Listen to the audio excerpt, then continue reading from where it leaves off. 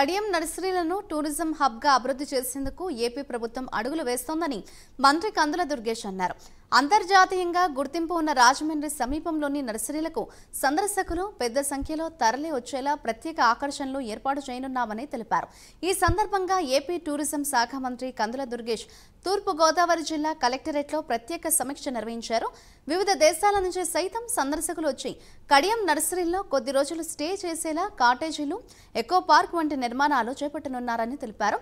నర్సరీల రైతులకు అదనపు ఆదాయం వచ్చేలా కడియం ప్రాంతంలో టూరిజం అభివృద్ధి చేస్తామని ప్రకటించారు మంత్రి.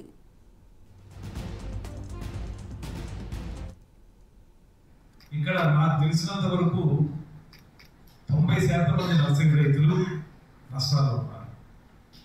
బ్యాంకుల్లో అప్పుడు తీసుకొచ్చేది కట్టలేనటువంటి పరిస్థితుల్లో కొన్ని నర్సరీలు, కొన్ని పేర్లు ఉన్నటువంటి నర్సరీలు మాత్రమే బాగా మనుగడ సాగిస్తున్నాయి తప్పితే మిగతావి చెప్పినట్టు కాదు.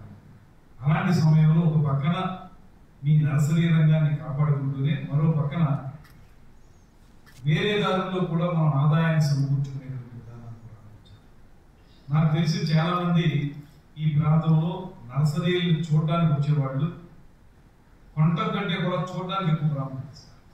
కొనటం అనేది కొంత మేరకే ఉంది, చాలా మందిని చూసి ఆనందించాలనేటువంటి ఆలోచన ఎక్కువ.